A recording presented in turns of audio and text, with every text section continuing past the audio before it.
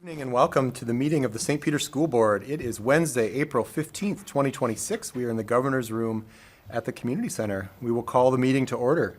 First item up is the Pledge of Allegiance.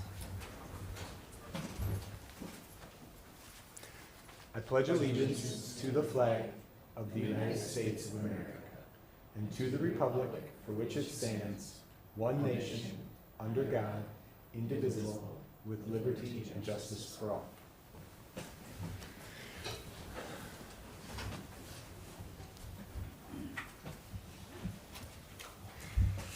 All right.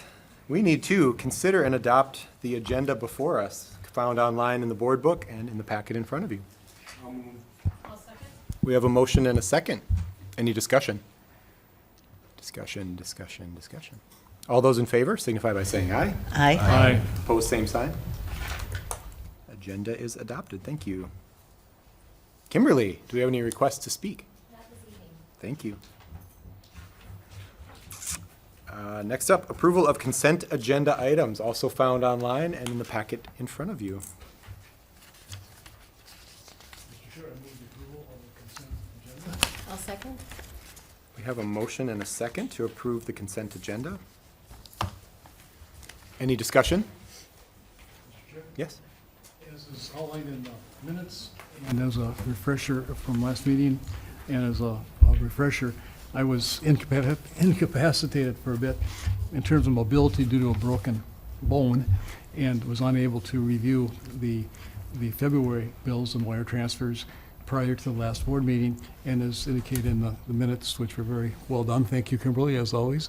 I asked that be excluded or pulled out, and then I did review it, of course, this month together with the March bills and wire transfers, and everything was absolutely appropriate, no irregularities at all, and thank you for indulgence for granting me an extra 30 days to complete the February review. Awesome. Thank you for the update. Any other discussion items from the consent agenda? Discussion.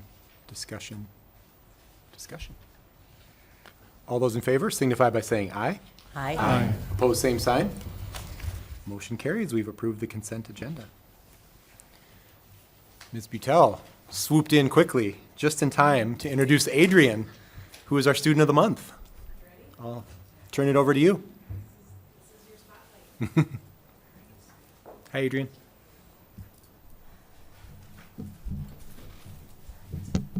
Is this one on? Up is on. Up is on. That's good. Okay, we're set to go. All right. Thank you. This is really exciting. This is always my favorite time in the fall and the spring. So I'm honored to recognize Adrian in January for the St. Peter Middle School Student Spotlight. Every school has students who quietly make it a better place, and Adrian is exactly that kind of student. From the moment he walks through the doors each morning, he brings a smile and a positive attitude that sets the tone for everyone around him. Adrian exemplifies what it means to be a caring community member. He is generally kind and empathetic to both his peers and staff, and it shows in the way he treats every person he encounters every single day. When Adrian asks how you are doing and how is it going, he stops and actually listens to your response. The kind of authentic attention is rare and deeply appreciated. Adrian is a silent leader in the classroom, the kind of leader who doesn't need to announce himself because his actions speak for themselves. He is generally motivated to do well in school and takes real ownership of his learning, consistently staying caught up with his work and pushing himself to grow. Adrian has a natural ability to motivate those around him, encouraging his peers to complete their tasks and bring their best effort every day. He leads not through words, but through the quiet, steady example he sets. The teachers at SPMS speak about Adrian with consistent enthusiasm and warmth. Across the board, they describe him as kind, friendly, hardworking, and a joy to have in the building. He greets everyone with a smile, brings a positive attitude to school with each day, and has built strong, genuine relationship with the adults within the school. His teachers also note that he is creative, willing to step outside his comfort zone, and always encourages his peers to do their best. Perhaps most impressive of all is how much Adrian has grown since joining St. Peter Middle School, a testament to his motivation, his character, and the efforts he puts in every single day. Adrian, your kindness, determination, and leadership do not go unnoticed. You make SBMS a better place every single day, and we are so proud to recognize you as a St. Peter Middle School Student Spotlight. Congratulations. Thank you. Yeah. Any questions for Adrian? What do you like best during your day? I'm school. Let's go with school. One of the things I like best is to see everyone smiling around me. Adrian, do you have a favorite subject in school? Oh, my favorite subject, it's probably math. Math is pretty easy. Nice. There was so many wonderful things that were said about you, and sometimes that's hard to even listen to about yourself, or at least it is to me. I get kind of embarrassed, but not that I have a lot of wonderful things said about me all the time. But of everything that was said, though, the thing that caught my attention that I want you to remember for the rest of your life is when you ask somebody how they're doing and you actually take that time to listen. We get busier and busier, and I found that with myself sometimes. I breeze past people, so if you remember anything, like, kind of remember that part. But I also want to know, do you do anything outside of, like, any extracurricular activities? Are you, like, in any sports or any arts or any... I'm in sports, yeah. What kind of sports? Tell me.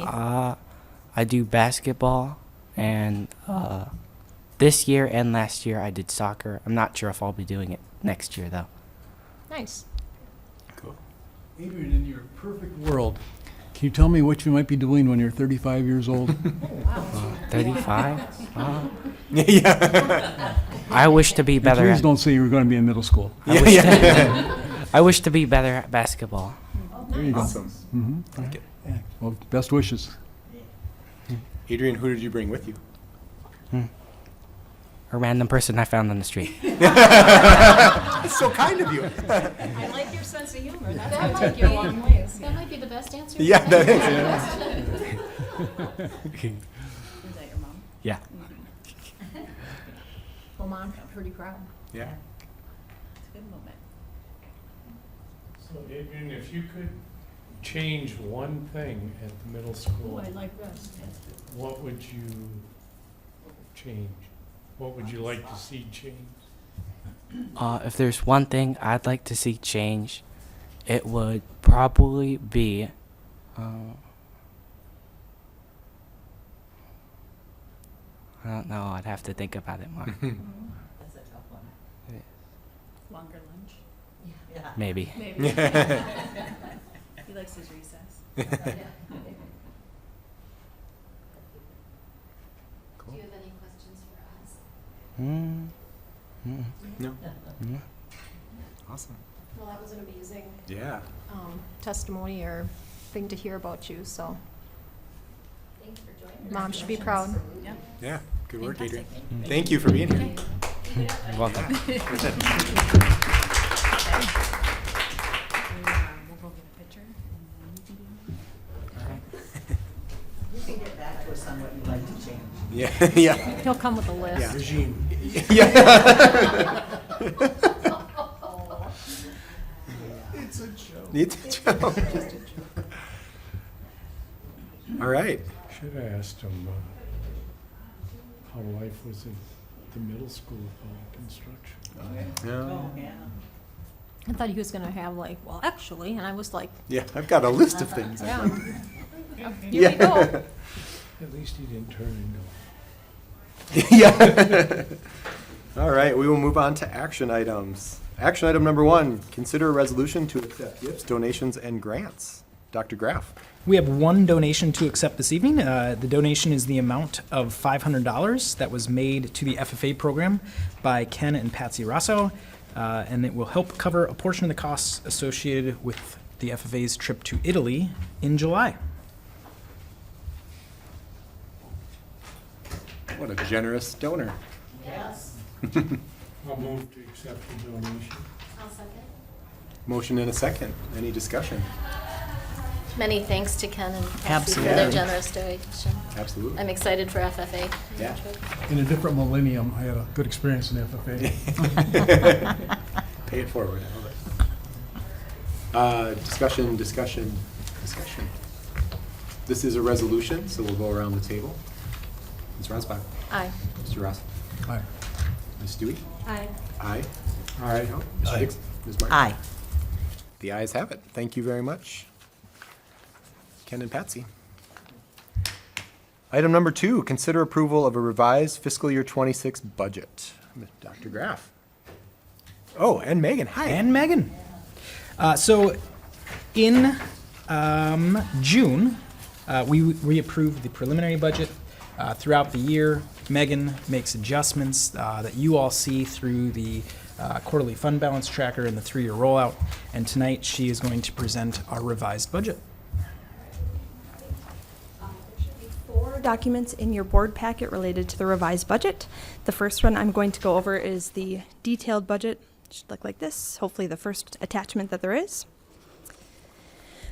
Just a reminder that this first page, the entire page is the general fund. It's broken up into sections, so we spend the most time talking about the unassigned general fund, which is that top portion.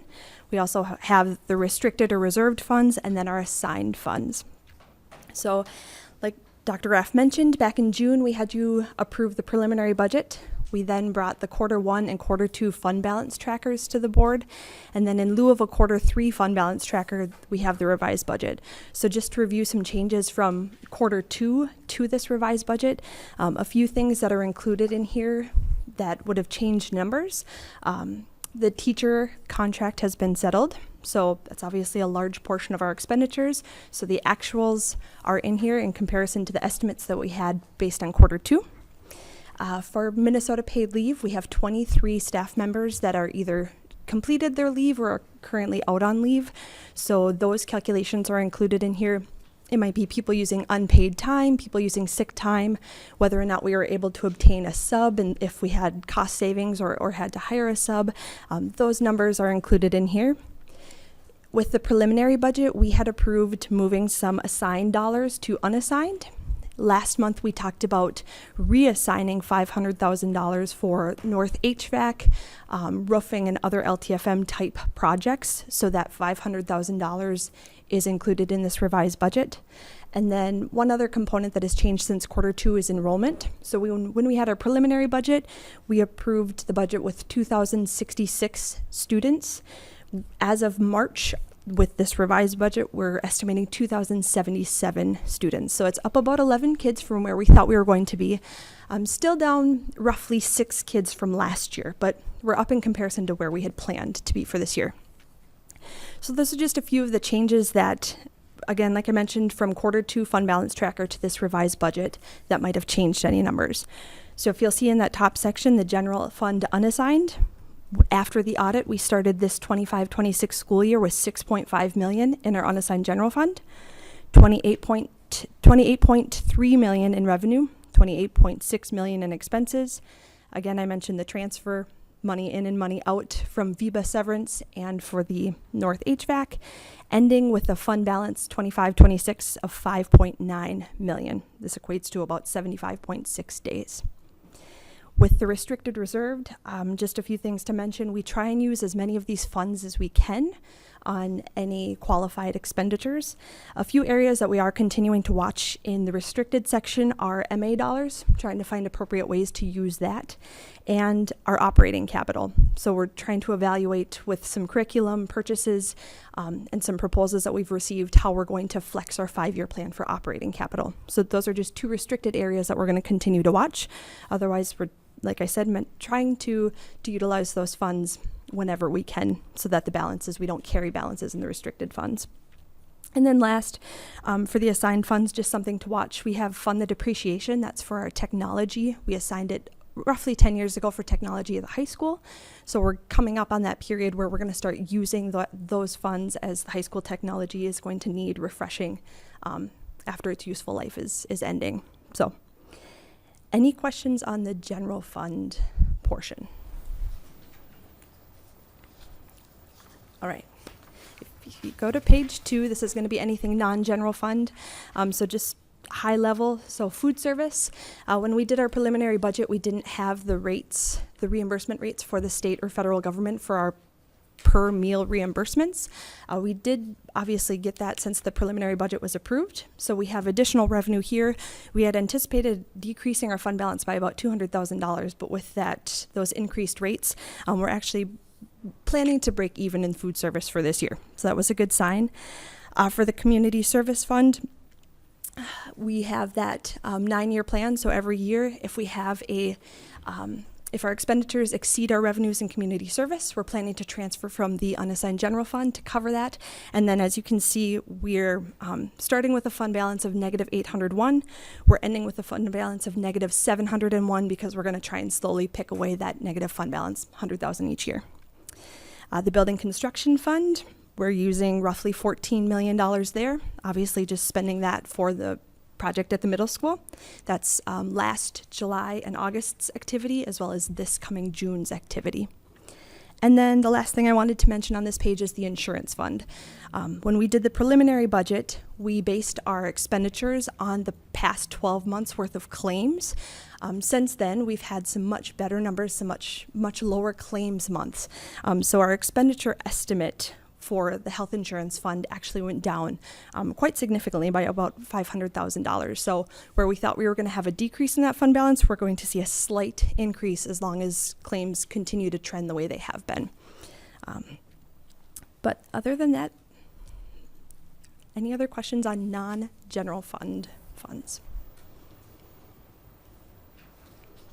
Okay. The second attachment I'm not going to talk about, but it's just a summary of the exact same information that we covered. There should be a third attachment that is enrollment. It should look like this with orange and green columns. So just a quick snapshot on this. So like I mentioned, for 26, we are estimating 2,077 unweighted pupil units that we're going to get funding on, which is, again, down approximately 6 students from the year before, but up 11 from where we had planned to be at the start of the year. And then as you can see in 27 and 28, we're looking at 23 to 24 pupils down. And then in 29, we start to level off as some of our bigger graduating classes are going out. Any questions on enrollment? Just to reiterate, this is not students in the seat. This is the students that we're funded on. So it would include students at MVED, students at care and treatment, and there's any students that are open enrolled to us that are special ed don't get included in this because of how that funding model works.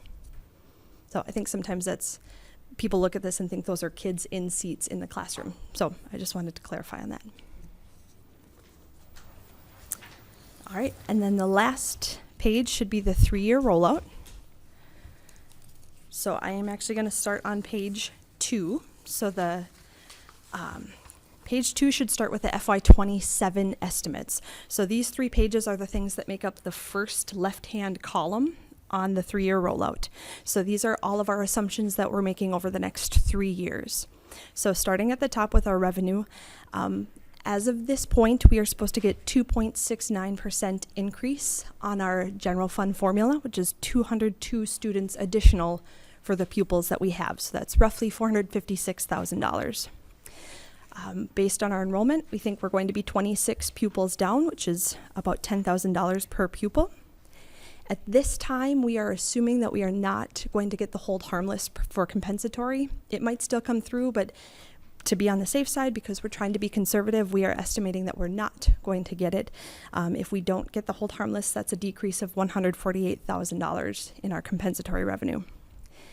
Next year's special ed, the cross subsidy is supposed to increase from 44% to 50%. So that, in conjunction with our annual special ed reimbursement, is going to be just over $500,000 in special ed revenue that will increase.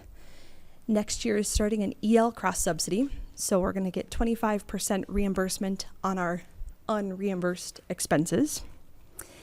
And then our levy, which you adopted earlier this fall, they're collecting the taxes in calendar year 2026. We do know that we have, between prior year adjustments and student decreases, that we're going to have roughly $56,000 decrease in gen ed revenue from the levy. On the expenditure side, our first line is increases for staff or fringe. So we're estimating an increase of $843,000 for salary and benefits. Our contracted services, we estimated at a 3% increase, MVET at 4%, utilities at 3%, property insurance.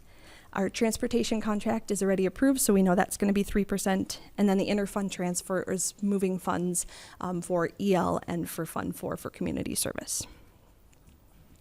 As we roll forward, a lot of the assumptions are going to stay the same. So if you go to 28, we estimated 2% on the general fund formula, decreasing 29 pupils. In 28, as of this point, our unemployment revenue is supposed to run out. So unless the legislative body refills that bucket or allows us to levy for those dollars, this is for summer unemployment. That would be a $76,000 decrease in that revenue source. We have a slight increase in student support personnel, and then again, special ed aid. On the bottom, all of the percentage estimates are the same. All of those assumptions are the same. Just two things to point out for 28. Our bond funds would be depleted in 28. We do have pieces of 3 different staff members coded to the bond funds. So at that time, we would have to shift those expenses to the general fund again.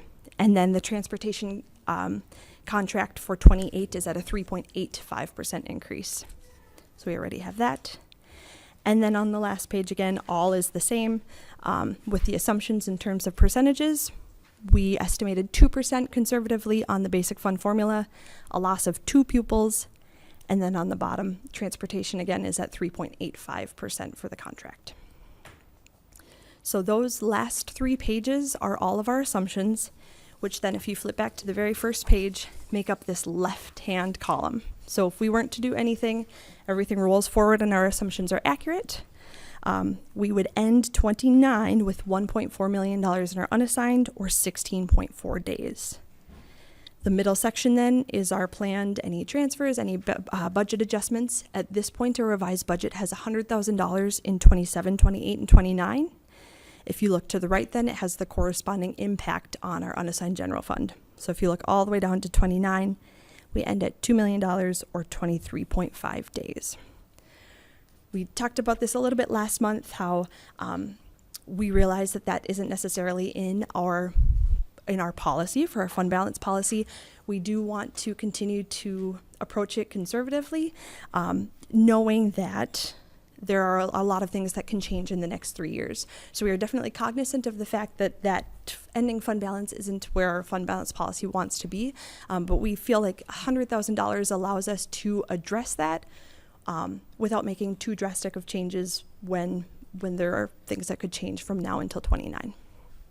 So are there any questions on the rollout?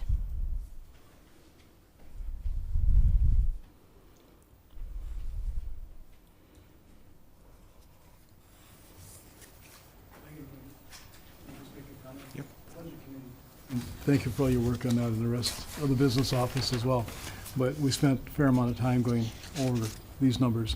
And the second page that Megan alluded to shows for the fiscal year 26, 48 million in revenue and 62 million in expenses, obviously a difference of 14 million. And at first glance, that's disconcerting, but what it boils down to is that 14 million is taken from the construction funds for men in the middle. So it's money that's meant to be spent. But at first glance, like I mentioned, it can be a concern that we're overspending by 14 million.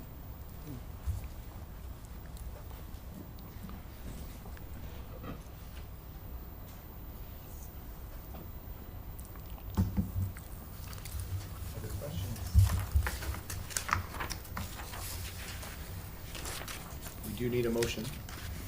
I move we accept the revised FY26 budget. A second. We have a motion and a second. Any further discussion? Discussion. Hearing none, we'll proceed to vote. All those in favor signify by saying aye. Aye. Aye. Opposed, same sign. Motion carries. Revised fiscal 26 budget has been approved. Thank you, Megan. Next up, consider approval of a new position. the TOSA, North Elementary Dean of Students, Dr. Graff. Thank you, Chair Potts. The administrative team and I are proposing a new position, and I'd like to give you a little background before talking about the position. So if you remember, last year we adopted a substantially more robust curriculum improvement process, and that curriculum improvement process really had 4 goals. Goal number 1 was to increase our learning around state standards. Goal number 2, increase our learning of best practices that are required to teach those standards. Goal number 3 was to increase our effectiveness of vetting curriculum materials. And goal number 4, increase our effectiveness of actually implementing those curriculum materials. Our current process, curriculum improvement process, is to divvy that work up amongst our principals. We do have one principal who has additional duties with the title of curriculum coordinator, and that's Darren Doherty. But what we're finding throughout this process is that there is a need to devote more time to that process, to make sure that the things we say we're going to do actually get done. So we are proposing a new position, and that new position is a Dean of Students at North Elementary, and that position would be a Teacher on Special Assignment, or a TOSA. And as a TOSA position, there's a time limit on the position, and interested internal candidates would apply. If chosen, they would rotate out of the classroom for 2 years to serve as this Dean of Students. And then at the end of that 2 years, the board and the administrative team reevaluate what we'd like to do with that position. The Dean of Students position essentially would support Darren at North Elementary, student management, safety, supporting staff, so that Darren can devote more of his time in his role as curriculum coordinator. And why that 2 years is significant is because within the next 2 years, we will have 3 major subject areas implementing new standards and potentially new curriculum. So we want to make sure that we do that process justice. So Darren's role, should this be approved, would be to spend more time supporting principals and staff throughout that process. So the additional cost of this position, because there is an additional cost, is $45,000. And how that comes out is it's kind of offset with not filling a position that is now open at North due to a resignation, and that position is a social worker position. So the biggest concern around the administrative table and probably around this table is, how can you cut a social worker? What an important position. Well, it absolutely is an important position. In talking to Darren, the needs at North Elementary, a lot of those needs are not necessarily needs that a social worker that you'd need a social worker for. Right now, social workers are spending a lot of their time doing things that a Dean of Students could potentially do. So by having a Dean of Students, the social work staff can devote their time to doing what social workers do. So we are proposing this position, the Dean of Students, TOSA position at North Elementary, for a period of 2 years, and we would recommend approval. Any questions?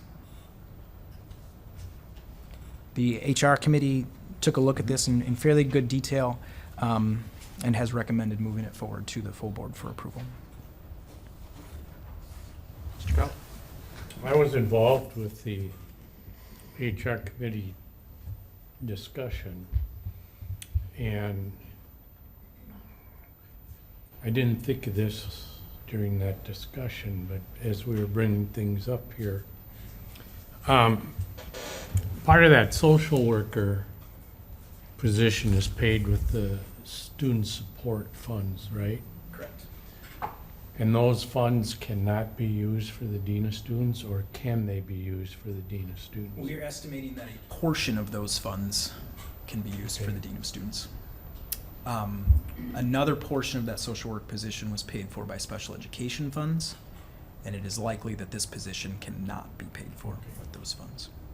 So that's where that 45. That's where that 45,000 comes out.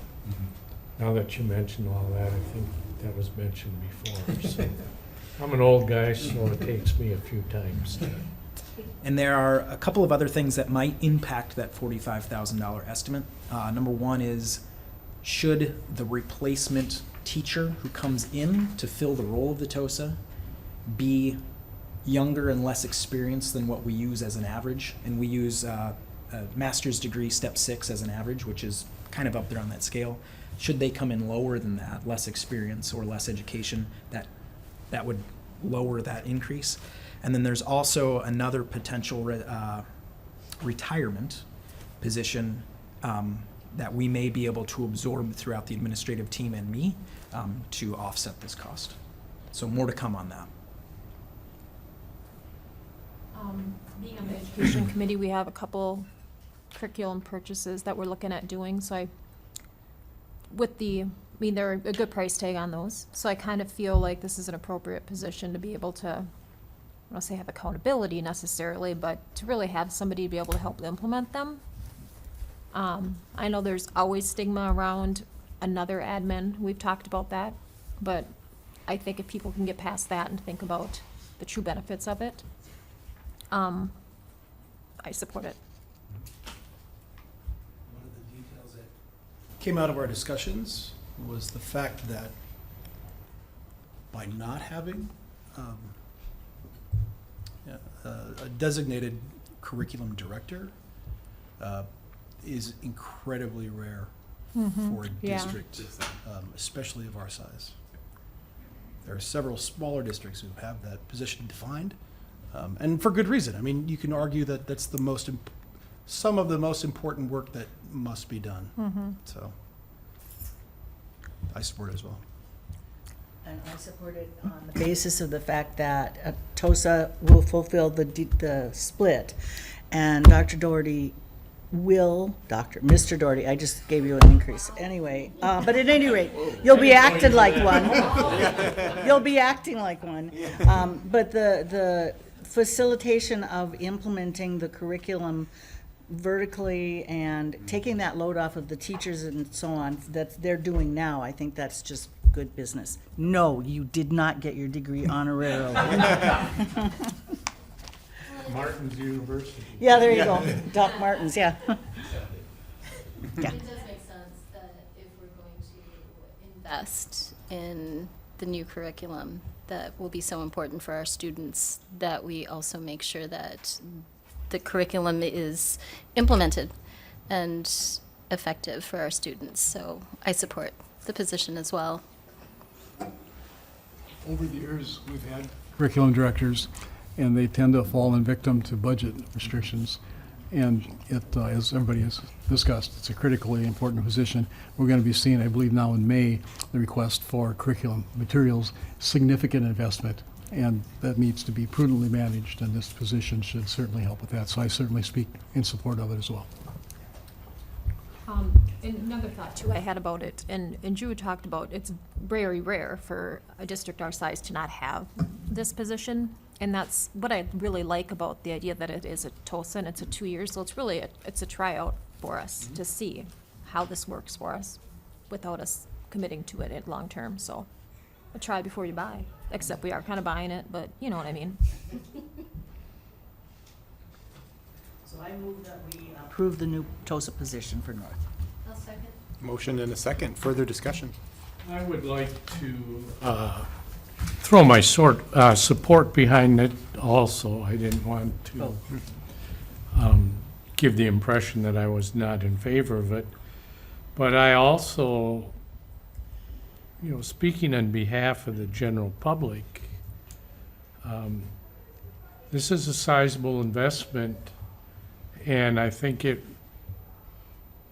the public has the right to expect to see some sort of measurable improvement in our students' performance, given all this talk about a critical position and so forth. So I really would hope that with having this curriculum director and freeing up the principals a little bit from their duties that they've been doing, that they can turn their attention to improving the culture and getting our kids to take pride in their performance, so when they do go to the MCAs, that they will give their best performance possible. I think that's crucial. They have to have that right attitude going in. I know they can't do Christmas trees on the computer, but, you know, if they would realize the seriousness of this and the impact that it has, not only on their own future, but the future of the students that follow them, I think it would be important. So we have a motion and a second. Any further discussion? Discussion. All those in favor signify by saying aye. Aye. Opposed, same sign. Motion carries. TOSA position has been approved. Thank you. We'll change your estimates now in the budget. Yeah. We'll get working on that. Item number 4, consider approval of teacher sabbatical leave. Dr. Graff. Article 17 of the Teachers Master Agreement allows for sabbatical leave. And since I've been in the district, which I believe is 10 years, this is the first one I've seen. But Paulette Topel, longtime veteran, outstanding English language teacher at St. Peter High School, has applied for a sabbatical leave. And she's applying for a half-time, half-year leave. And while on leave, she plans to take courses at MSU, attend trainings for the National Writing Project, and serve as a graduate assistant for Minnesota State University Mankato, while she supports the university in setting up the River Valley Writing Project, which is focused on supporting teacher professional development. So in talking to Paulette and talking to Annette, what that would equate to is essentially Paulette would be flexible in what semester that leave happens in, based on the needs of the high school. And she would teach 2 out of 3 blocks. So the high school then would figure out how to either absorb that or find a coverage for that half year. This was also presented to the Human Resource Committee and brought forward for recommendation for approval by the whole board. It's gonna be busy. I mean, that's like a lot. Very busy. I mean, I get she can manage her own life and she doesn't Yeah. need to do that for, but that's a lot. That's impressive. Consider a motion. I'll make a motion to approve the sabbatical leave for Ms. Topel. Motion and a second. Any further discussion? I look forward to hearing Yeah. Paulette's report when this is over with. That's one of the requirements in the Yeah. contract with that, so to see what information she can bring back to help the rest of our English language staff and so forth. So. Yeah. It's a fantastic opportunity, and I'm really excited for her, and I think this will just benefit not just her, but our students as well with what she brings back. So, and she's already a fantastic English teacher, and Right. so this is wonderful. It speaks really well for the department to have one of our teachers chosen to do this, and it really brings, it's a state focus, but it's a national program, and that's a real honor. Yeah. All right, we have a motion and a second. Any further discussion? Discussion. I might just add, Yeah. minimal financial impact as well. Yeah.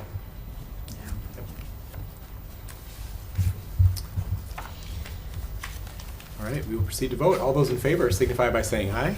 Aye. Opposed, same sign. Motion carries. Item number 5, consider approval of Adult Basic Education Consortium Agreement. Ms. Skinner, welcome. everyone. Before we discuss the agreement, I always like to provide you with just an update of the program and our stats. So just to let you know, Adult Basic Education really focuses on equipping adults with the educational skills that are needed to either move on to post-secondary opportunities or acquire the skills that they need to either enhance their job opportunities or create new ones. And our Adult Area Learning Cooperative is made up of several school districts. I'm going to read those names for you. Gibbon, Fairfax, Winthrop, LeSueur, Henderson, of course, St. Peter, Tri-City United, Sibley East, Nicollet, Cleveland, Waseca, Janesville, Waldorf, Pemberton, New Richland, Heartland, Allenale, Geneva, Waterville, Elysian, Morristown, and then the law enforcement centers in Le Sueur and here in Nicollet County. Nate Warden continues to serve as our coordinator. He does a great job. He's hired a really dedicated staff who work well at supporting the needs of our adult learners. In our adult basic education classes, adults can work towards a high school diploma or a general education diploma, which you may know as a GED. They can also learn English, improve basic skills such as literacy and math, and they can also prepare for post-secondary education or seek better employment. Our regular school attendance is looking very similar to last year's numbers. To give you some context, last year 55 of our 74 students attended regularly, and this year we already have 41 regular attendees out of 68, and we still have 2 months left to go. These numbers are really strong, especially because we had a significant drop in attendance in January and February due to ICE activities in our community. In addition to the United States, adults from the following countries are enrolled in our programs: Mexico, Somalia, Guatemala, Honduras, Ukraine, Ethiopia, China, Kenya, Nicaragua, and of the 68 students we have served this year, 19 of them were born in the United States. Approximately 47% of our students primarily speak Spanish, 16% Somali, 26% speak English, and the remaining speak either Mandarin, French, Quiche, or Ukrainian. One of the goals of adult basic education is really to help students gain skills for better employment. And many of our students face significant barriers that hinder them from stable jobs. 40 of our students come from low-income backgrounds, which limits their access to resources like transportation and child care. 3 students are facing homelessness, which affects their focus on work and education. 14 are single parents, which is balancing caregiving with employment demands. Another 18 face cultural barriers, such as language differences or unfamiliarity with workplace norms. Additionally, 7 of our students have low literacy levels, reading at 4th grade or lower, which also hinders job opportunities and career advancements. But recognizing all of these barriers helps us better understand our students and work statuses and then also employment outcomes. While we have 41 students that are actively working or seeking jobs, 11 face challenges that keep them out of the labor force, which is highlighting the need for ongoing support in their journey of economic stability. Despite these obstacles, though, many students are making progress in their education. And this year we have 1 adult who has earned their high school diploma. We have 2 who earned their GED, and 4 more are expected to pass and earn their GEDs as well. And we will be celebrating their accomplishments at our commencement ceremony on Tuesday, June 16th at 6 o'clock here in the community center in room 219. School board members are always welcome to come and assist in the presentation of diplomas or awards. So if you're interested, just reach out to me.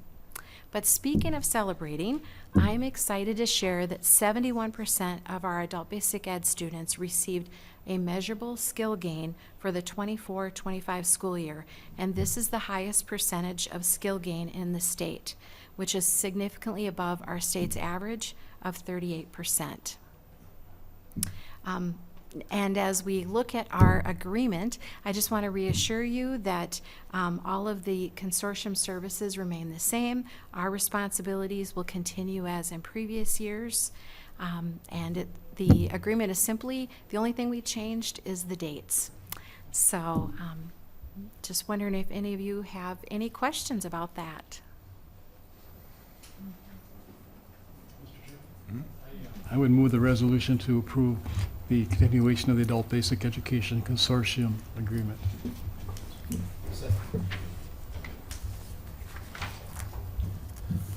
Have a motion and a second. Any further discussion or questions? Tammy, congratulations, by the way, on the achievement. Thank you. Last couple of years, I've had the opportunity to attend the commencement. It's amazing, as you indicated, some of the challenges that many of the students have faced and often overcome. So it's an impressive program, in my opinion, so good job. Well, thank you. We have terrific staff. Yeah.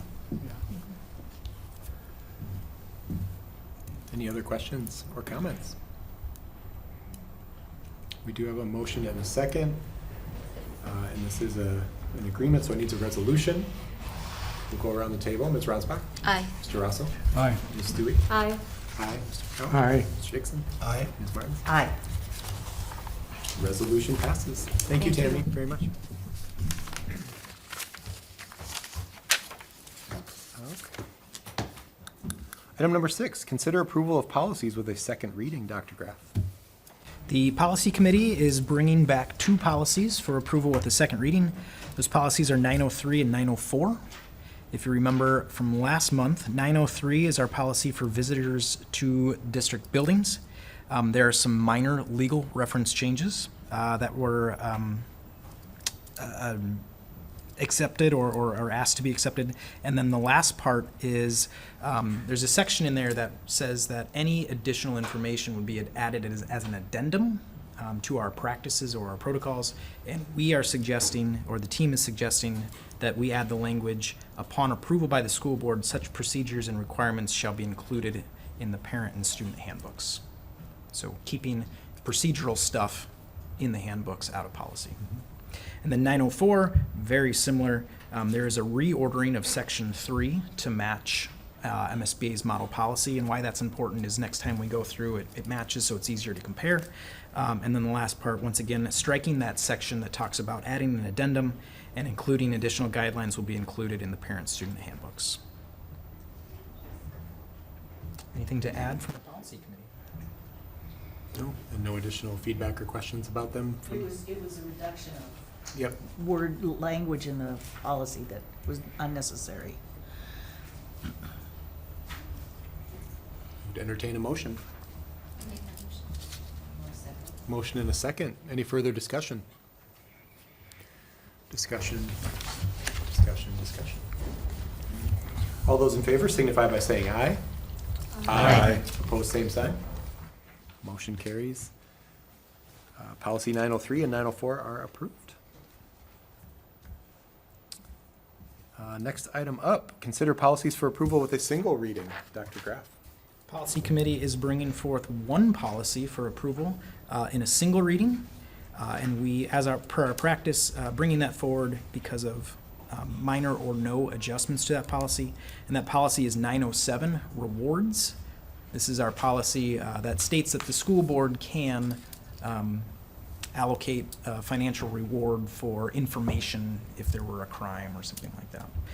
And the recommendation is to include the adjustments that are in MSBA's model policy for the legal reference section. The committee did discuss at length the rare occasion on which this must be used, but it is a MSBA model policy, so it's a thing.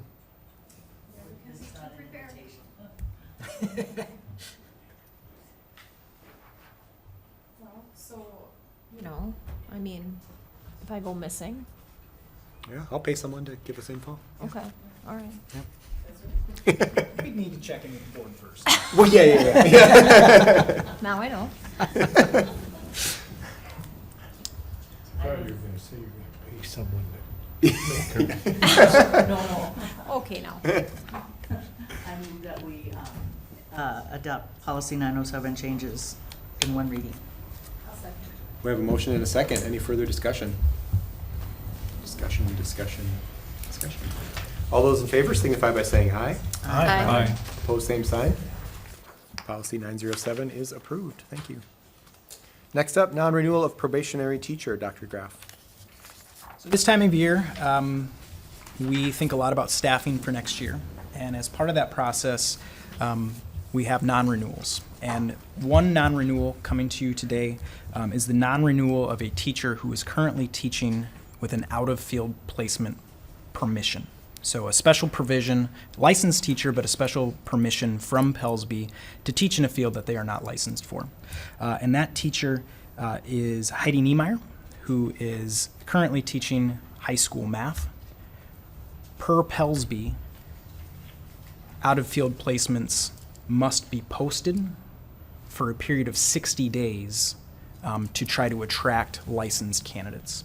So per Pellsby, we have to non-renew Heidi Niemeyer, post the position, and then go through the regular hiring process to secure a teacher with the proper licensure.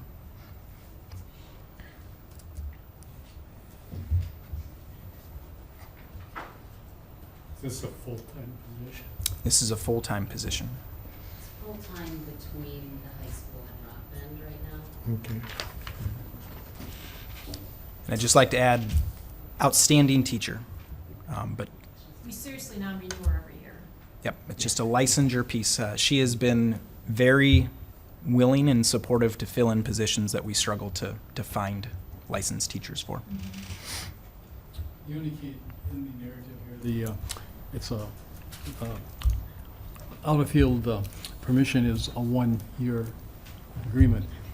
Is there a limit to how many times that can be renewed? They are, and this is the interesting piece. I believe the number is 5. You get 5 out-of-field permissions in a lifetime. However, COVID years don't count, CTE courses don't count, and years that Pellsby or the state deem there's a teacher shortage don't count. So many of these don't count. Okay. In other words, don't worry about it. At some point, we'll need to Yeah, worry about it. exactly. Yep. Yeah. What, she is licensed, well, it doesn't really matter. She's not licensed for high school. She isn't licensed. then I Middle guess. school math Yeah. licensure.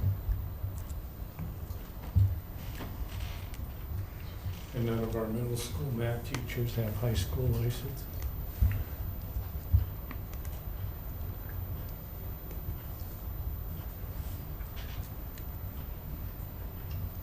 Want to entertain a motion?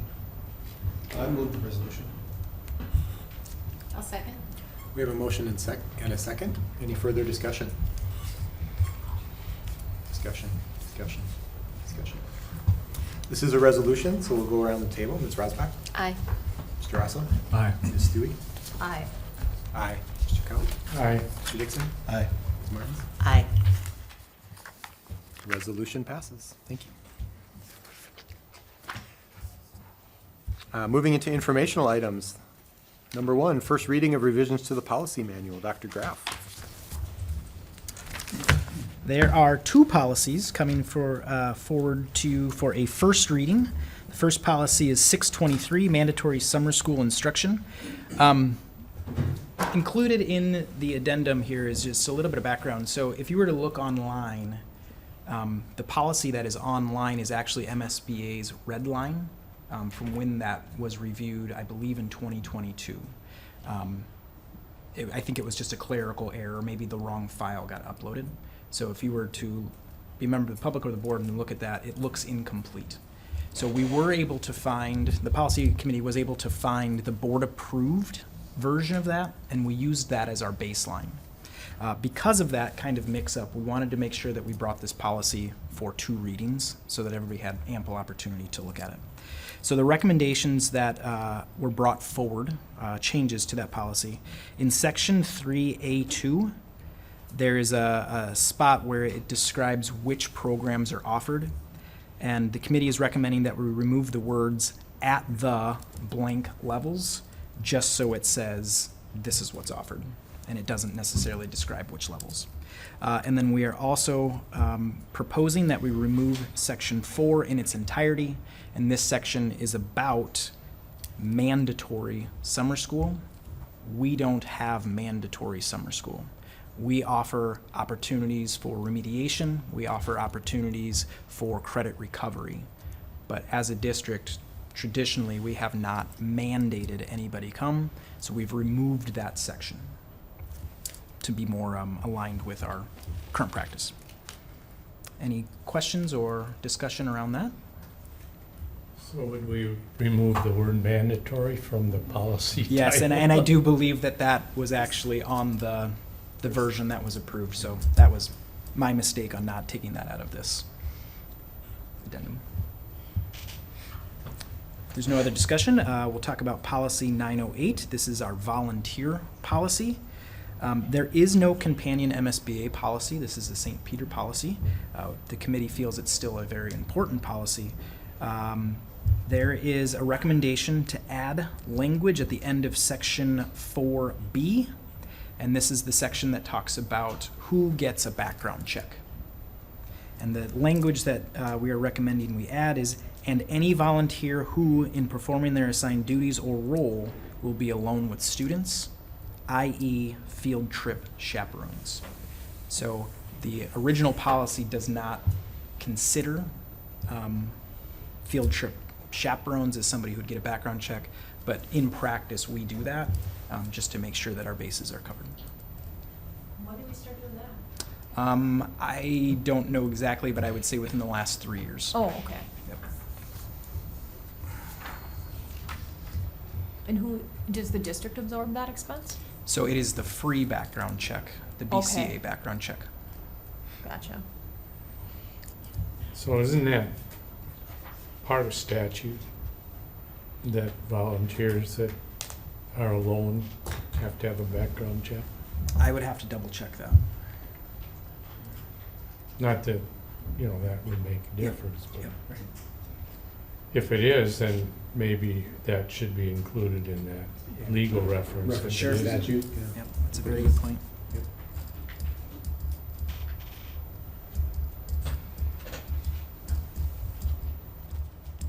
Just a question about detail. If we were to have a performing group, and that performing group travels in-state, another state, out of state, doesn't matter, and we have parents or others chaperoning that trip, what does that look like?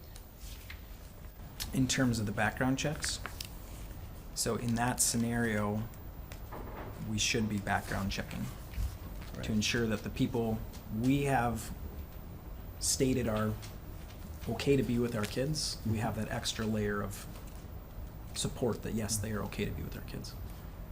Would that should that require like an additional beyond the free background check? If it's like gonna be like an overnight? Like, I don't know what the free background check is giving us. It's giving us the police records, Yeah. essentially, Okay. the publicly available records. Okay, typically sufficient enough okay, for that sort of purpose. okay. And that was part of the discussion for adding this language to the extended field trip kinds of opportunities for Yeah. travel.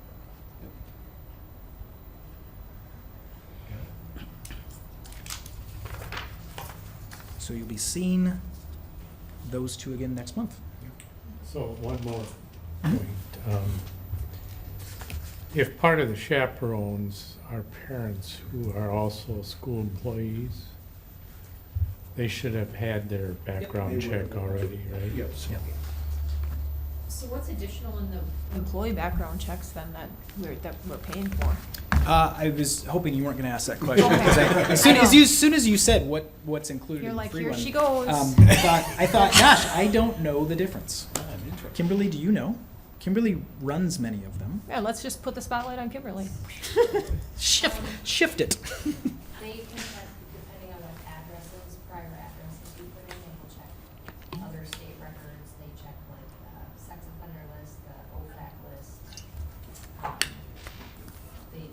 And it's similar stuff that you would get with the free background check, so all your, you know, your traffic violation, like all those things would show up, any of those public records that they can find, just a little bit deeper. We always get the opportunity to dig further if we want to. If there's a flag on something, we can dig further, but there's a process for reviewing that stuff too, so, just a little more in-depth. The bottom line is student safety is our number one concern, Yeah. and anything we can do to ensure that the people with our kids are approved, we want to do.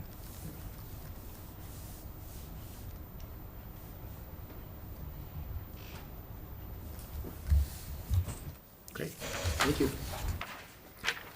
Next informational item, informational item 2, facilities update.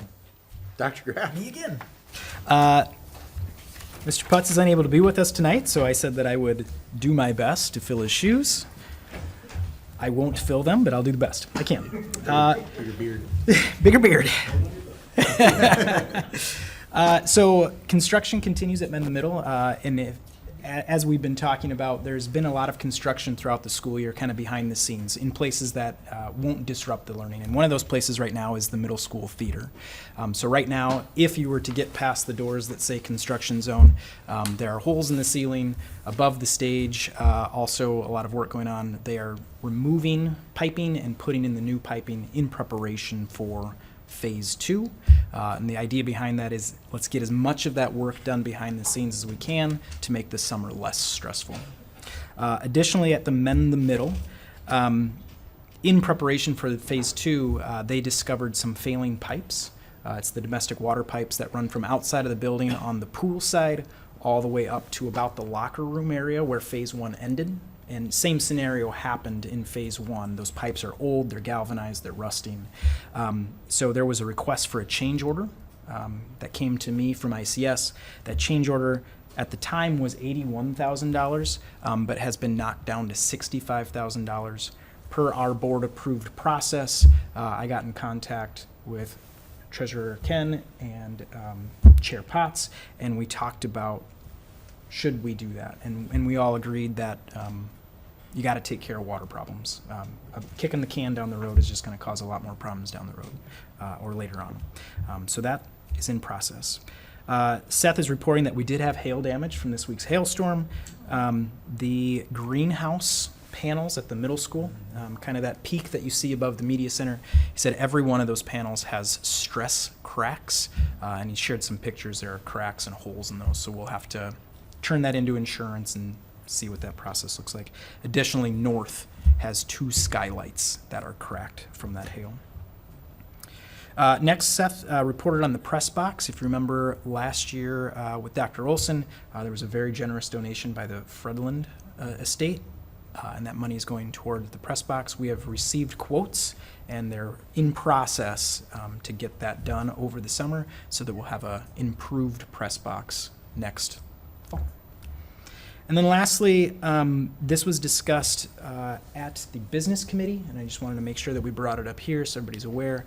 HVAC system at North Elementary, the main part of it is the original 1964 boiler, and that continues to show its age. This year alone, we had to purchase a $55,000 boiler to keep that up and running. In response to that, we did ask ICS to do an assessment of the building, and they have come back to us with a recommendation to start thinking about repairing and replacing, and that comes in at a cost of around $13 to $14 million. So ICS did give a little presentation at the business committee meeting, and we are inviting them back for next month's business committee meeting, but something that the board will really have to think through and talk about whether or not we want to go down that road. On one hand, the cost of that is going to continue to increase if we do nothing, and we might end up in a situation where we don't have any boilers at North, which would be catastrophic. And the other hand is a board-approved IAQ project, which we know has its downfalls as well. So just wanted to make sure everybody was aware of that conversation, just in case you didn't read our minutes. So, and that's all I have. Thank you.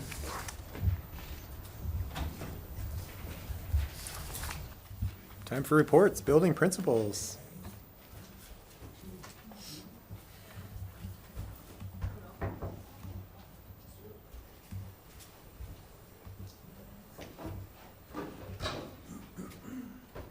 Good evening.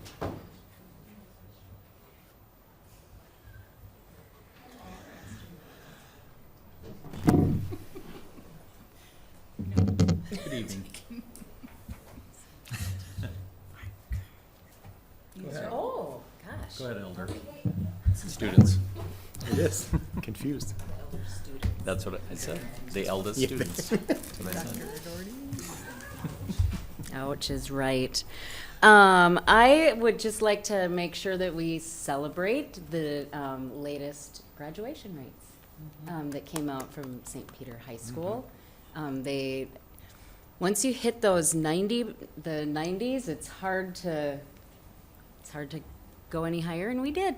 We were at 95.1 this year, so almost up a whole percentage point from last year, 94.3. We're 10 percentage points above the state average, and above almost all of the surrounding school districts.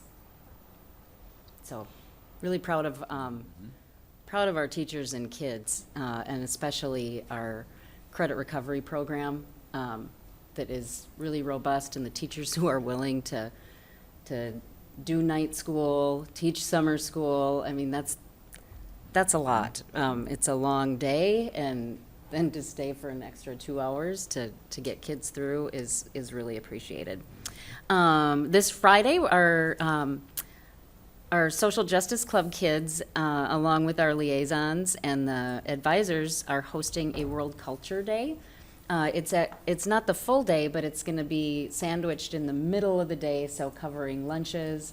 And they've been sewing, and they're going to have a fashion show with traditional garments from their cultures and foods, and it's totally student-led. Presented, let me say, because their advisors and our liaisons, of course, have done a ton of work. So we're excited about that. You're welcome to join us. I'll share the day's schedule with you guys in case you're free. And also exciting, Bill, our MCA's started.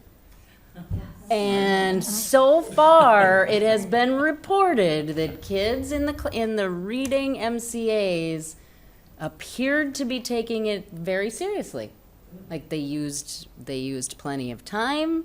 They weren't finished early. As far as I know, we only had 2 opt-outs. So that's, maybe we surprised it with them or something. So they were, but it seemed like the reports from the teachers who were proctoring that test were pretty pleased.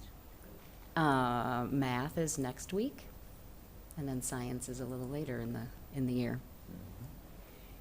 So when you do those, how many hours does a kid spend on each test? It depends on the because it's test. just one a week, right?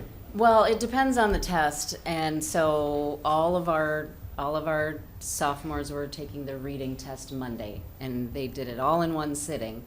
And so, being under the block, most kids finished in about that hour and a half. Maybe 25% needed extra time, and then they were able to finish that off. Math, I believe they have, since they're on skinnies and they're able to have that test given in the math classroom with the teacher that they're with, they assume about 3 class periods. So that would be 3 different days in a row? And they can't look up the answers that night and go back, Nope. can they? Nope. You can get to like the end of sections, right? Yeah. And then they can't go back. Yeah. Yeah. Okay, so tell me again, if a kid opts out, how does that work? Does that count as a 0 for us, or does it just like that kid doesn't count into our equation? Can anybody tell me? Dr. Doherty. I don't think they count, but the state knows, and Yeah. depending on numbers, they can come and Somebody do told an me audit once, of your. but it could have been while I was dreaming, okay? I think it was probably me. 'Cause that was what was reported. Oh, I do not dream about Bill Code though, so, Not this bill, anyway. yeah, 0, right? yeah. That it was a 0, that it counted as a 0. Yeah, that's what I remember too, so. So I was like, oh, man, this is I terrible. guess, I don't know. That's my memory. It counts they- against us. Yeah, it does count against us, but what they keep an eye open is overall percentage of students who opt out. So that's what draws probably the most attention when a district is above the typical opt-out of the state. And so then they'll investigate or audit you based on that. So it can have an impact. Oh, no. Dr. Doherty. I mean, Not only might they not help you, it's actively hurting. Okay. Yep. I'm not mistaken, I believe there was some change in methodology or something where the results are going to be later than normal, is that correct? It's a new test for Okay. the reading test. So that we won't have preliminary numbers. State will have to go through them, decide where that meets proficiency or exceeds, where that line is. Yep. So That'll some- probably be Cuts- October cut sometime. scores. Okay. Well, does that goof up like us to be able to compare to, oh, come on. 100%. So it's Yeah. brand new. We can't, the state we've been administering MCA 3s in reading for 10 to 12 years, I think. It's been the same authored assessment. So this is the first year of MCA reading 4s, and then next year will be MCA math 4s. So Last year you was yep, science. You start with a brand new, so you can't really compare this year's results in reading to any other years. And it always seems like every time they change the tests, the scores drop. Yep. They haven't changed the standards. They have. Okay. Yep, they changed the standards. Yep. So they're changing the test to reflect the standards? Yep. So that's why it's important to upgrade your curriculum each Correct. time the standards change. Yep. I feel like, and Dr. Graff can speak to this directly too, with the state, with standard updates, they've, within the last 3 years, my perspective is like they've put together more of a standard cycle to review the curriculum, more so than it has been many years prior. And when you look at some of the MCAs and MCAs 2s and 3s, those first ones rolled out pretty quick. Like they were not many years in between. And so then we were kind of all over the place as far as how do we respond to systems change. And now we've almost had the same test almost too long. It's over a decade that we've had that reading test. So it's time. It was time to reauthor an assessment, in my opinion. Every district in the state takes these at the same time, correct? And they're all, In the same window.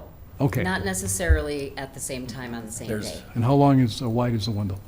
January all the way to the first or second week in May. Okay. And they're all electronically scored? Unless you, an IEP indicates you want a paper copy, but I believe that's even I don't think that's, changed. yeah. It just seems like it's an inordinate amount of time to get to results For the reading? for everything. Well, we'll get, on the math and science, we'll get pretty much immediately. Okay. Because that already has been gone through numerous times, years, thrown out questions. That's what they have to go through this time with reading. They have to basically look at the results and decide like if the results of the questions across the state are gonna stay or not, are they biased? Like Mrs. Engeldinger said, cut scores and stuff like that based on, meeting or exceeding or partially. So there's a lot of work to do. Do once they get release the results. math scores if that's completed and reading is not? Math and science will get immediately, like initial scores. Okay. Like, right after they take it. Just preliminary. Yeah, they're called preliminary. They're not- They could make some adjustments, but they're pretty accurate because we've We are administered not- that. We are not allowed to share Correct. beyond with our staff Right. internally. Internally, but not in a public forum Sure. until it's released to the press. Yeah, they keep pushing, the state seems to keep pushing it back because they used to be earlier in July and now they've kind of pushed it back into later August with all of the assessments. But reading's going to be really late. It'll be in the fall. Okay. So because we're having these new MCA tests, our new person that's gonna be in charge of the curriculum, maybe will have to think of some different ways for us to be able to see with our curriculum, like some different measures for us to be able to, I'm sure you'll be all over that. I think I know a guy. I do know a guy, and I know a system that that's where EduClimber is going to come in. It's going to be huge with reading that data and visualizing it. Yeah. And so I'll be able to work very closely with our assessment coordinator to look at the results and then hopefully predict like trends and patterns and see those things and respond. Gotta love some good data. So lucky. So it's a team. Took the ACT test, I think. He was a counselor at the time, and he just wanted to compare how he would do compared to students. Interesting process. If someone other than a student were to take the MCAs. Mm-hmm. As long as nobody saw my score. Actually, Mr. Rosso. I would love to try, I mean, it would be, I would really love to try, but It makes me think Again. of when we started our screening assessments years ago, and it was the NWEA at the time. We take FAST now. We decide locally on that screening assessment, but it was the NWEA, and everybody, all the teachers did have to take it. Oh, really? It was interesting to Yeah, I see bet. some of the behaviors of some of the teachers, because it was a responsive, it was an adaptive test, so you get them right, it gets harder. And it's designed for everybody to get half of them wrong. Oh. So it'll Like just. max out. Oh yeah, so some of my colleagues, I won't do any name dropping. They're not with us. They retired, but it was interesting how they just quit. They're like, yeah, I'm not going to finish this. And so you can see why our younger humans sometimes like they push back a little bit. Absolutely. Mhm. Yeah, You bet. that's an interesting point. Yeah. And I think that the kids now are probably becoming very familiar with the format. But early on, I think that was very discouraging to some of them, especially the younger ones. They just didn't have that background with the computers and so forth. But it is unfortunate that we're taking digital tests and not getting the results back until 5-6 months later. I mean, it would be ideal if we could have those results by the end of school, so you had your summer curriculum writing time to make the adjustments based on any identifiable standards that maybe our kids are weak on or whatever. I mean, if you could point out certain ones that we missed, or Yep. we could at least go back and take a look at how that one's being taught. Yeah. I mean, and that's why we opt into like local level screening assessments, like the FAST, reading FAST test, which is a general, a bit like reading score, and you can draw some conclusions from that over general ability and reading. In the meantime, until we get those back. Okay, moving on. Great, I great, just want to say, great. I did start. that counts as Darren's building presentation. Yeah. Thank you. His post hasn't been hired yet, so he still has the right to talk about it. Might not Yep. have any from the applicants, so. So with that, I just want to say that for our staff, they have done a fantastic job getting our students prepared.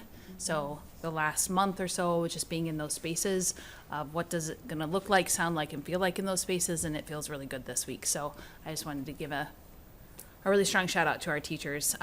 Construction process, packing, and logistics is coming together. I think I mentioned it or said something along the ways like the beehive is starting to swarm. It's like those days off, you see more and more construction workers in, you see them coming and going, and so like that beehive is getting ready and it's gonna get smacked here real soon, so, yep. Buzzing. Nice visual. We are buzzing. So, we had 8th grade registration. We have since finished that up, but I didn't get to say what, and thanks to Mrs. Engeldinger staff, great job that they did, coming down, getting our students excited, those 8th graders, and the conversations that were happening of what they're gonna take next year and all the electives that are an option, has been really great. And then they will be going to the high school visitation. They're visiting the high school on August 29th, so they're not visitation, sorry, visiting, Wait, sorry. no, what's happening to us? Sorry. They'll be visiting on August or April 29th, and they're looking forward to that. So thanks to your staff and to Michelle Dozy for creating that. And we just had our Q4 kickoff with little PBIS assembly with their little rock, paper, scissors. Jonathan Smith was the staff winner who came down, but a 5th grader beat him. So that was pretty exciting. So yeah, just kind of having some fun in there as well. Very good. Well, greetings to North Elementary, everybody. I'll shorten my sharing here, but I do want to echo what Jesse just said with our instructor is doing a wonderful job getting the students ready to take the MCA. Just setting the tone. Hey, this is a big deal. It's a performance. You know, comparing it to so many other things they perform on, whether it's sports or you know, acting or dance or whatever. Like, it's a big deal, and so let's take it seriously and see how we can do. Let's see, other things on the radar coming up. We're already transitioning some first grade. Oh, you're usually on that side of me. First grade to second, so we're gonna have open house night. Let's see, coming up on the 5th and the 7th for incoming second graders. That's always exciting. They come during the day with their homeroom teacher and kind of get a tour and get taught how to lead their parents, their guardians, through that evening. And then it's their job with a little map to like navigate around North. It's super cool. So our student support team organized that, so we're looking forward to that. And then walk and roll to school. Middle school's participating this time. It's May 6th in the morning, so again, it's one of the funniest sights to see all the kids. Even though we've been telling all the bus riding kids they're going to get dropped at First Lutheran and walk a block. They get dropped off and like, now what do I do? And then they start walking, and then they just sprint the rest of the way, and then they're good to go. All downhill, and Officer Hughes does a great job getting that rolling in the flyers and gets all of our police department and the county involved. It's really cool. So enjoy it, or if it's a nice day, even if it's not a nice day, join us. And then last, exciting news. We were just notified last week we were selected for a grant through the Minnesota Department of Natural Resources, No Child Left Inside. So $20,250 for outdoor ed activities. So Morgan Lenoff's our media paraprofessional. She wrote that and coined it Winter Wings and Trails, and they loved it. And so we're going to be going through the specifics of that, getting out in the woods, north or northeast of North, and out in the playground, and everything from snowshoes to raised gardens and everything at North. It's super cool. $20,250. Nice. Wow. From the DNR, you said? Yeah, from the Department of Natural Resources. It's the No Child Left Inside grant. Huh. Love it. That's crazy. Congratulations. And that was Mrs. Lenhoff? Mrs. Lenoff, Mr. Lenoff's wife, who's our media para. Huh. That's awesome. It's really cool. I was excited that Karen Snee got a $1,000 grant for Well, that is so awesome. media curriculum at South. That's That wasn't pretty part good, of my too. report, but that's a good reminder. Yeah, she did. So thanks to Karen Snee. That's awesome. South Elementary students are looking forward to celebrating Arbor Day with the city forester. Jacob Burbach has invited us to Jefferson Fields to observe and participate in some tree planting. So we have 8 classrooms that are going to be participating on April 23rd. So that's exciting. The kids will just be walking to that field trip and enjoying some outside time. Kindergarten is also preparing for our Children's Museum field trip. This is their big ride the bus to a field trip. It's very exciting. And we have lots of parent chaperones doing the background check that will be participating as well. So it's a good time. And it is transition time. Darren covered our transition to North, but we are also very excited. We currently have 88 new kindergarten students registered, so that number is a little bit higher than where we were this time last year.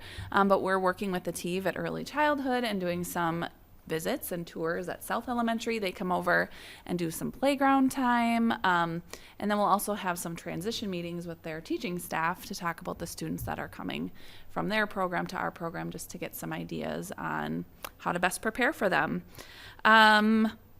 April 24th is our Licensed Staff Professional Development Day coming up. We have MDE coming to present 4 different sessions. So teachers will have some choices, and those sessions align with some of the teacher licensure requirements, helping teachers to meet those requirements on that day. We also have professionals from Renaissance, which is an educational company, coming to do 4 sessions on EduClimber, which Darren talked about, and that will help our teachers get into looking at the academic achievement data, but also behavioral incident data, attendance data, so they can draw some conclusions and inform their instruction. So we're really looking forward to that. So lots going on that day. Teachers will have many choices, and I think it's going to be very productive. We talked about MCA. We're doing MCA testing at the Oshawa Learning Academy right now. That is an anxiety-producing experience for some of those students, but our teachers are working really hard to reduce that anxiety, talk about strategies, and get them through that. And at South, we are looking forward to assessing starting May 1st with that FAST program. So lots of assessments happening. And then lastly, especially since Tammy's here, April 20th is after school program recognition. And I do want to just say thank you to our Saints overtime staff and at North as well. They are great collaborators and partners.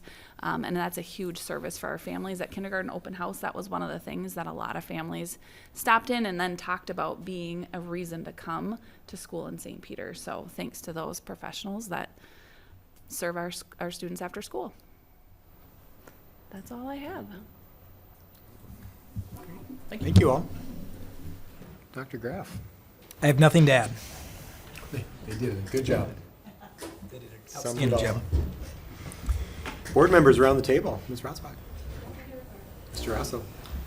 Just very quickly, after experiencing a real klutzy move with bones that break, it's nice to be back in circulation. My apologies for missing all kinds of events, including athletic events, concerts, arts and academics at North, History Day, et cetera, but hopefully back next year, and keep up the good work, guys. As long as you're back in action for graduation. There you go. You climbed the steps today. Work. I'm looking for the fire pole for the download. Tracy. No, Okay. I'm good. Mr. Cow. Things aren't moving very fast at the legislature, so there's not a lot to report along those lines. I did ask the question of our MSBA people concerning the statewide health insurance, which, if you're watching local television, Ed Minnesota is really pushing with their advertising. And I get the impression that our lobbyists in that feel that nothing will happen on this time, but the main objective is to get it introduced and get people thinking about it. And they're hoping for the midterm elections here to get the trifecta back, and then maybe they'll be able to push through that stuff. So we need to start doing some research so they understand the cost of this and how it's going to impact our employees and our budget. Because I think the increase, if the 85 and 95% figures hold true, will be more than our 2.6% increase to state aid. So I hate to be the bearer of bad news all the time, but we need to be ready. Mr. Dixon. Nothing for me. I'm looking forward to the Multicultural Joy Day on Friday. That's quite a tradition that has been established. And then also, I just, pre-invitation in May, on the May 15th is the NAPAC End of the Year celebration. And yeah, I'll mention it again at the next meeting, but just, I know your calendars fill up fast, so that's it. Awesome. Thank you. Anything that any committees didn't get a chance to talk about? We were pretty well covered with committees this evening. Okay. Awesome. We have several upcoming meetings, as usual. Study session, May 6th, and then each of the committees meets in between then and the next regular board meeting, which is Wednesday, May 20th at 5 p.m. right here.